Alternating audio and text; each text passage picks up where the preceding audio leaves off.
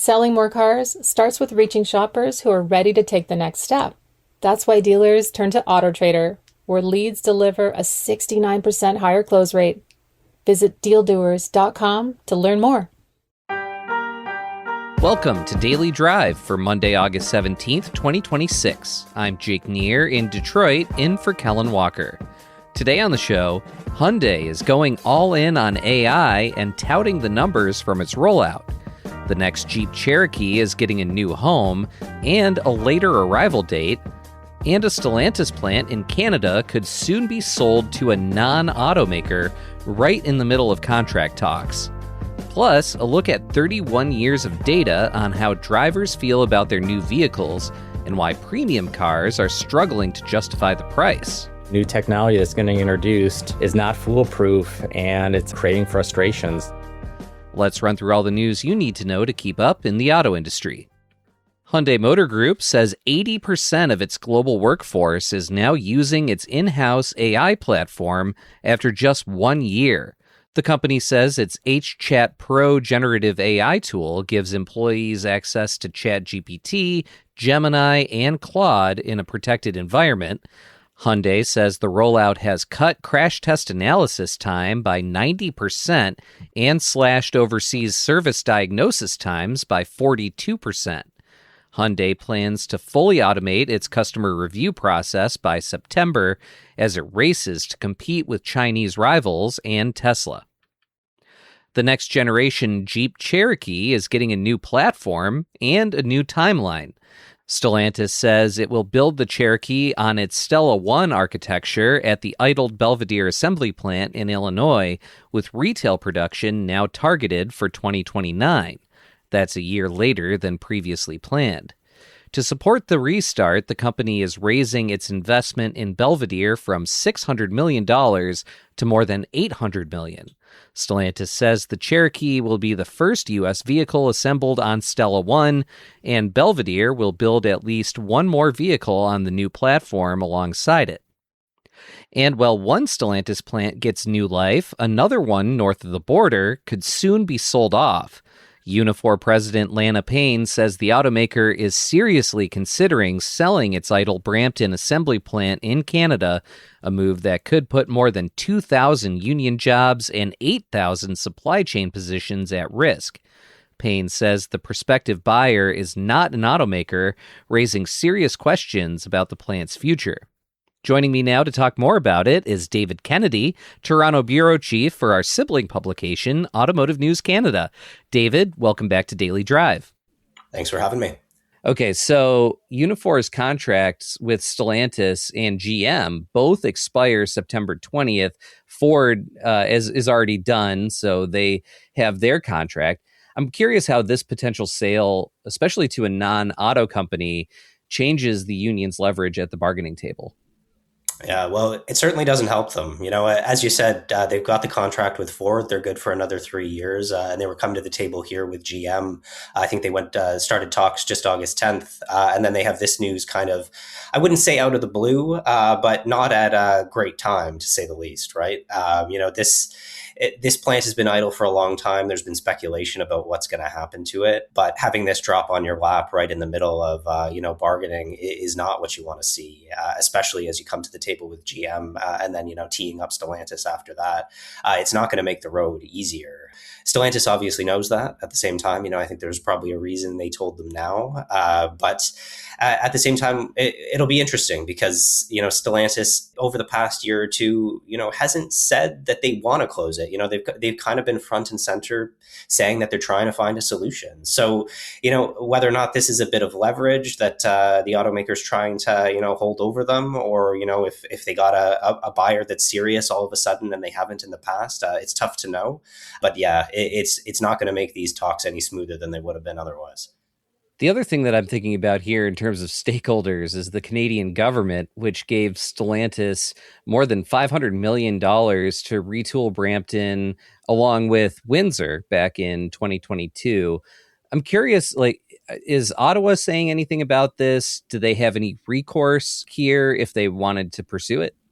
Yeah, well, we haven't heard too much from them yet. Going back a year or so, the government did start turning the screws a bit to Stellantis on this, because unlike some of the other issues we've had with the tariffs cropping up in Canada, this plant, they had a firm deal with Unifor to build the Jeep Compass at this plant. There was no question about it. It was in the collective agreement, and they reneged on it. So it's one of those that has caused bigger issues than some of the other issues we've seen with GM, for instance, with Cami and Bright Drop, where the product just wasn't selling. It's a bit of a different equation there. But this one, with the federal government, yeah, they've threatened to sue them for breach of contract. All that's still very much in the works, and we know that the federal government continues to talk with them. They told me at the end of last week after I spoke with Lana Payne there that they continue to talk with Stellantis and the union and the Ontario government, all of whom have a serious stake in this. But it was effectively a non-answer. There's nothing forthcoming here from the government. It's really a wait and see. And the other, interesting thing is that we're also having, Ottawa and Washington at the bargaining table of their own, over these tariffs and some other issues that they have right at the exact same time. So, it's not making it easy for any of these parties. Interesting that after the pattern is set, so much drama seems to be cropping up. David Kennedy is Toronto bureau chief for our sibling publication, Automotive News Canada. David, really appreciate you taking the time today. Absolutely. Thanks for having me. Coming up, car buyers are more satisfied with their vehicles than they've been in years, but new models aren't wowing them the way they used to. And if you're buying premium, you'll want to hear why. That's next on Daily Drive. What if your next lead already knew exactly what they wanted? With AutoTrader's AI-powered shopping experience, today's car buyers get help from the very first search. They can describe what they're looking for in everyday language, compare vehicles, ask questions, explore budget and payment options, and move through the buying journey with more confidence. And while shoppers are getting a smarter, more personalized experience, dealers get something even more valuable: stronger signals of real intent. AutoTrader helps shoppers do more of the early legwork before they ever contact your store, researching, narrowing their options, and getting closer to a decision. So when that shopper reaches out or walks onto your lot, your team is not starting from scratch. You're connecting with someone who has already engaged, already explored, and is much more ready to buy. That is the power of AutoTrader. Our AI shopping tools help match shoppers to the right inventory faster, keep them moving through the process, and turn online interest into real sales opportunities dealers can act on with confidence. Because for dealers, success is not just about generating more leads. It's about getting the right shoppers, ready to buy shoppers, closer to the close. AutoTrader helps do some of the first selling for you, so your team can spend less time chasing cold leads and more time doing what they do best: closing deals. That means more meaningful conversations, more efficient follow-up, and more opportunities to move inventory faster. See how AutoTrader helps turn search into sold at dealdoers.com. That's dealdoers.com. AutoTrader. Always be selling. Welcome back to Daily Drive. I'm Jake Neer. J.D. Power has been measuring how drivers feel about their vehicles after 90 days of ownership for 31 years. The study is called Appeal, and this year's results are largely positive for the industry. Overall satisfaction is up for the third straight year, with one of the 5 largest single-year gains in the study's history. But here's a catch: newly launched models aren't delivering the excitement they once did. Infotainment complexity is frustrating buyers, and the premium segment is losing ground to mass-market vehicles in ways that are starting to raise real questions about value. Frank Hanley is Senior Director of Automotive Benchmarking for J.D. Power. He spoke with our own Molly Boygan on the latest episode of the Automotive News Shift podcast. Here's a piece of that conversation. So this is the 31st year of the Appeal study, which is all about owners' emotional attachment and levels of excitement with their new vehicles after 90 days of ownership. Before I get into the specific questions that I have, I would love to just hear your kind of general takeaways from the findings this year.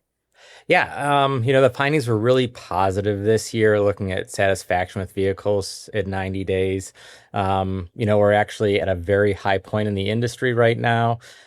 We actually end up rating on a 1,000-point scale, and actually we were up 7 points over where we were last year. It's the third consecutive year of gains for the industry with regards to satisfaction. And that 7 point increase actually this year was our fifth largest increase in the history of the study. So, very positive year when it comes to satisfaction among buyers. Yeah, those are some really important gains for the industry. At the same time, you all noted that newly launched models, newer models, sort of delivered a limited wow factor compared to mass market vehicles. They were scoring just 2 points higher overall. And you all identified some challenges with infotainment systems, vehicle setup, and technology as driving that sort of dip in excitement on premium vehicles. Can you talk a little bit more about where they're sort of falling short? Yeah, it's kind of twofold. So the first thing is that point that the new vehicles that came out this year didn't really wow those new buyers. It's actually a trend we've been seeing over the past couple of years where historically what would happen is, a new vehicle would come out, it has all new exterior styling, new technology in it, and those first year buyers would be super excited about the car and give really high ratings to it. And what we've seen these past couple of years, that isn't the case anymore. They're actually, kind of scoring the same as a carryover model did. We're not getting a big boost by, the vehicle being all new. And it's directly related to those points that you made, that the infotainment systems, the technologies, the apps, and starting it up are, not scoring well on these new vehicles. Customers are finding them very complex. While they do like the bigger screens, the amount of information that's being put in those screens is really kind of, aggravating customers on things that used to be really simple, like just changing the temperature in my car now takes multiple steps. So that's where we definitely see that satisfaction with those new vehicles not being as high as they were in the past. And then to that second point you made, when we look at new premium buyers versus mass market buyers, we used to see a 60-point gap between premium and mass market scores, and that's actually been cut in half. The people aren't as wow with premium cars as much as they used to be. In some of the areas that were really surprising to us too, infotainment being one of them, but even certain things like just even sound of doors when closing aren't rating that high for premium vehicles, where you would think like, hey, they should be more solid, more robust, and definitely have a different sound when a premium vehicle's doors close versus a mass market. And customers aren't noting that as much anymore. So definitely those two areas that we are seeing big changes this year with the overall satisfaction, which is concerning. That's really interesting. So it sounds like, first of all, less is more in some ways when it comes to something like infotainment. Consumers are a little bit overwhelmed by the level of complexity involved in navigating certain vehicle features in premium brands. And then also it sounds like maybe, the offerings are just more similar than different in for some of these features. Is that right? No, I mean, that's definitely something we're seeing with the mass market and premium brands. It used to be, you had to go premium to get some of these new features that you wanted on the car. For example, if you think about heated seats, once premiums introduced heated seats, it took a while for the mass market brands to catch up. But now the newer technologies like cooled seats and massaging seats, 2 years later, they had gone from the premium brands down to some of the mass market brands. So again, it's how are these premium brands justifying the higher price if I can get it on a mass market brand for $20,000 less? So that's what we're seeing. And usually what we're seeing too is the people who are defecting back from the premium brands to the mass market are those people who are doing the income stretch. Like don't have as much money to spend. Fuel's more expensive, cars are more expensive. So, I can get the same content at a lower price. And that's where they're defecting back to mass market. Right. That makes sense. I would love if you could also talk a little bit about the vehicle setup point. Is that something separate from infotainment, or is it in the same vein saying, it's complicated to basically get the vehicle to a point where you're comfortable and it feels customized or something like that for a premium brand? Is that what you identified, or is it something else? No, so the setting up is separate from the infotainment. So part of the setup is the app. Every car has an app anymore that you control, remote starting, seeing fuel levels and if something's wrong. So that's part of it. Again, that is so not surprising, became really cumbersome for a lot of people getting those apps paired. And then, I think anybody who has ever tried to use the app, the success rate always isn't great. So there's frustration there going, it just doesn't work. It tells me it's going to lock the doors and it just doesn't. And they're introducing new things like phone as key, where you're supposed to be able to use instead of having to have the key fob now, you can just use your phone as the key. And that technology isn't always working for buyers. So that's set up. And again, new technology that's getting introduced is not foolproof. And it's, again, creating frustrations. You can imagine phone is key, if that doesn't work and you're someplace away from home, you could easily become stranded. So not something that you want to go wrong with your car. Frank Hanley is Senior Director of Automotive Benchmarking for J.D. Power. He spoke with our own Molly Boygan. You can hear the full conversation on the latest episode of Shift, available now wherever you get your podcasts. That's Daily Drive for today. I'm Jake Neer, in for Kellen Walker. Thanks to our own Hans Greimel and Vince Bond Jr. for their reporting for today's podcast. We also had reporting from David Kennedy of our sibling publication, Automotive News Canada. You can get the latest news on the J.D. Power appeal study, Stellantis' Canadian plant situation, and everything happening in the auto industry at autonews.com. Come back tomorrow for a conversation with Scott Baker, Chief Technology Officer at Suspira, a global joint venture backed by Volvo Group and Westport Fuel Systems that believes the traditional internal combustion engine still has a very bright future.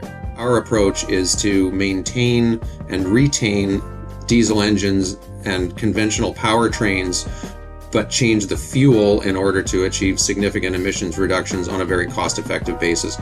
We'd love to hear from you. Let us know what you think of the show and the topics we covered today. Send us an email at dailydrive@autonews.com or leave us a voicemail at 313-444-2774. And if you enjoyed the podcast, remember to like, leave a review, and subscribe so you never miss an episode.